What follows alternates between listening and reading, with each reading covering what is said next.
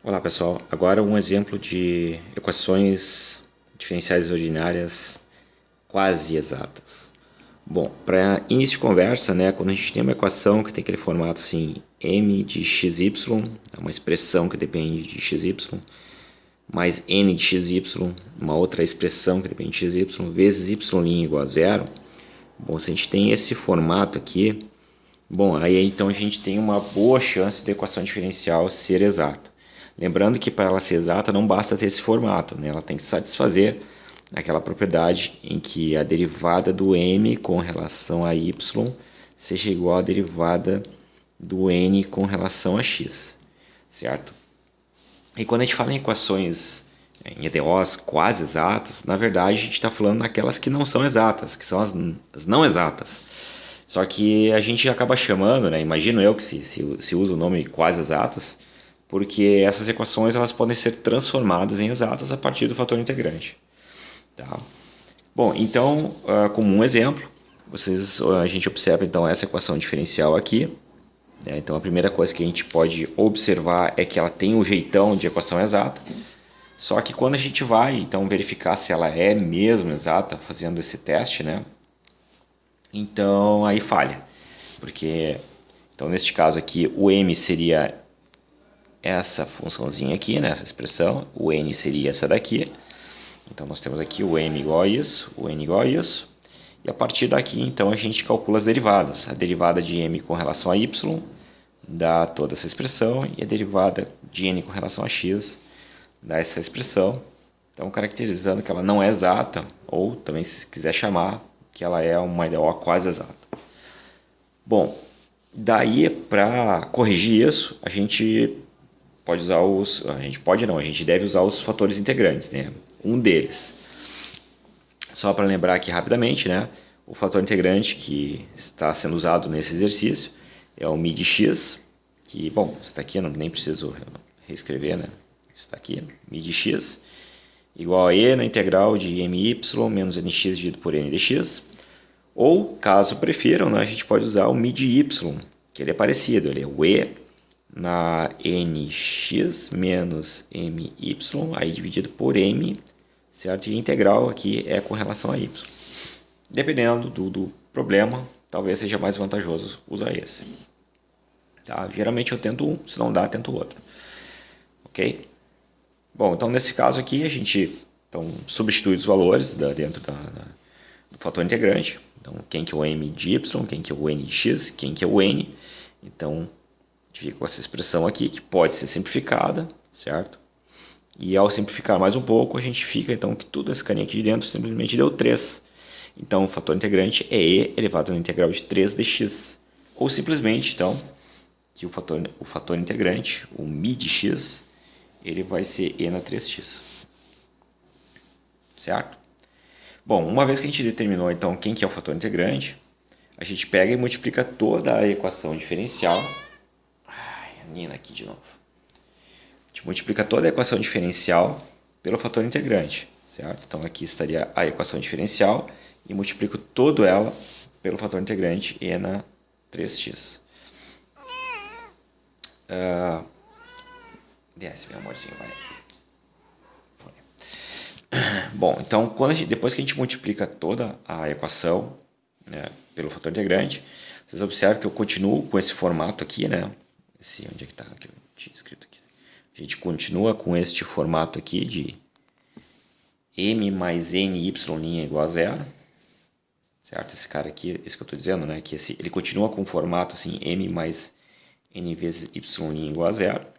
Só que agora o nosso m e o nosso n mudou um pouquinho, né? Então agora nós vamos testar se de fato vai dar exata. Como eu disse para vocês em aula, a única chance de a gente achar o fator integrante, multiplicar a IDO pelo fator integrante e não dar exata, a única chance disso acontecer é que a gente errar, que a gente errou, né, em algum lugar, a gente errou os cálculos. Porque o fator integrante ele é feito para dar certo, então se a gente fizer os cálculos direitinho, vai dar certo.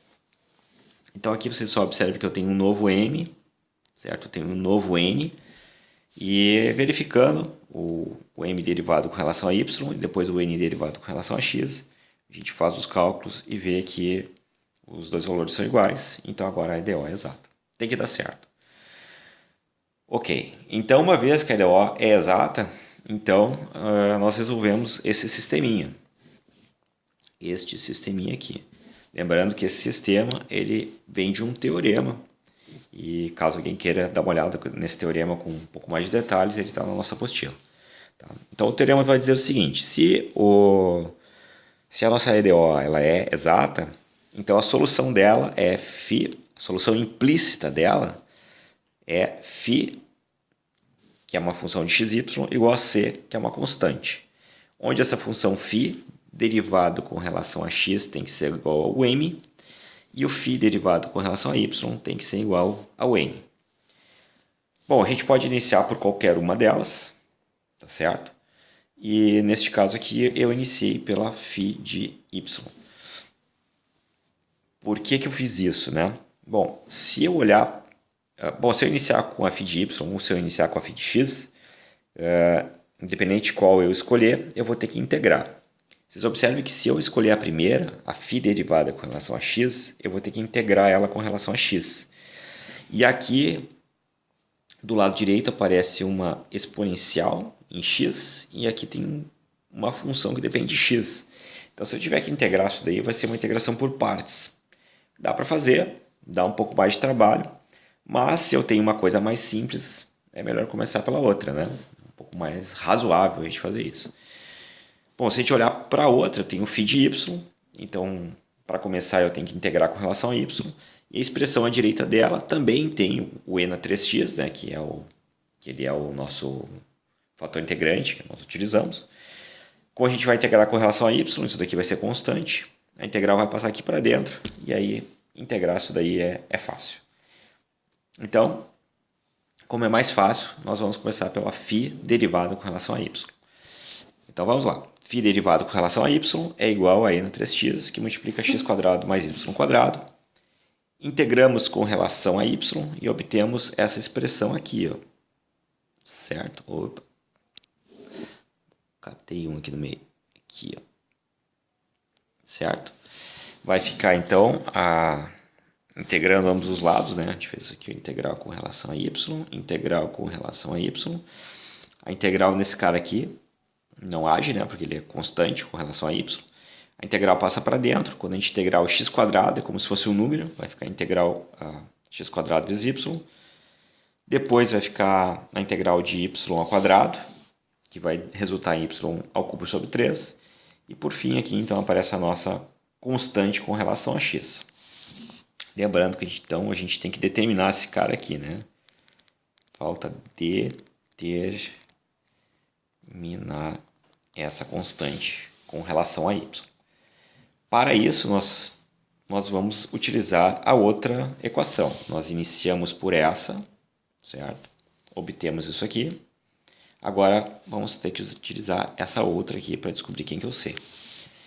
Antes de utilizar essa equação aqui, certo? Nós vamos derivar essa daqui com relação a x. Então, vamos lá. Derivando essa equação aqui com relação a x, nós vamos obter que φ de x é igual a... observe que aqui a gente tem que usar a regra do produto, porque aqui eu tenho duas funções multiplicadas, as duas dependem de x. Então, copia a primeira, deriva a segunda, mais copia a segunda e deriva a primeira, certo?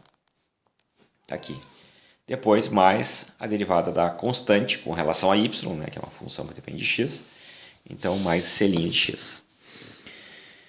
Certo. Então, o que acontece é que essa daqui a gente pode chamar de uma segunda equação e essa daqui de primeira equação, certo? Bom, se por um lado o psi de x é igual a isso, por outro lado, o psi de x é igual a isso. E o que a gente vai fazer, então, é igualar as equações 1 e 2. Então, aqui, nós estamos igualando 1 com 2, certo? Equação 1 com a equação 2. Bom, nesse caso, simplifica bastante coisa e a gente conclui que Na verdade, aqui eu coloquei um pouco mais rápido, porque coloquei um pouco mais rápido, né? Mas simplifica bastante coisa. Vamos colocar aqui assim, ó. A gente teria então que c' de x é igual a 0, certo? E daqui, então, vem para cá. O C de x é igual a C1, que é simplesmente uma constante. Agora, substituindo essa informação, vou trocar a cor aqui que eu já risquei bastante. Agora a gente vai substituir essa informação aqui, ó. Mais precisamente aqui. Ok? Então a gente vai substituir essa informação aqui. Aqui está ele. E além disso, a gente substituiu aqui no lugar do psi a informação da primeira componente, a primeira linha aqui do sistema, ó, que diz que o psi ele é uma constante. Certo? Então a gente conclui que o C, psi, né, igual a C, é igual a esta função mais simplesmente C1. Neste caso, a constante que poderia ser uma função que depende de x, ela resultou como sendo simplesmente um número, um C1, um número real. Certo? Então aqui só agrupando as duas constantes, nós obtemos uma expressão final, uma equação, e como não tem mais derivados, então essa é a nossa solução. Como a solução não tem o y isolado, ela é uma solução implícita, certo? E a gente pode chamar isso aqui de solução geral. Opa, solução geral. Porque, afinal de contas, a gente não determinou quem que é o k, né? Porque nosso problema não é um problema de valor inicial. Tá certo, pessoal? Então, tá bem rabiscado, mas temos aí mais um exemplo de EDOs pronto. Então tá, um abraço a todos.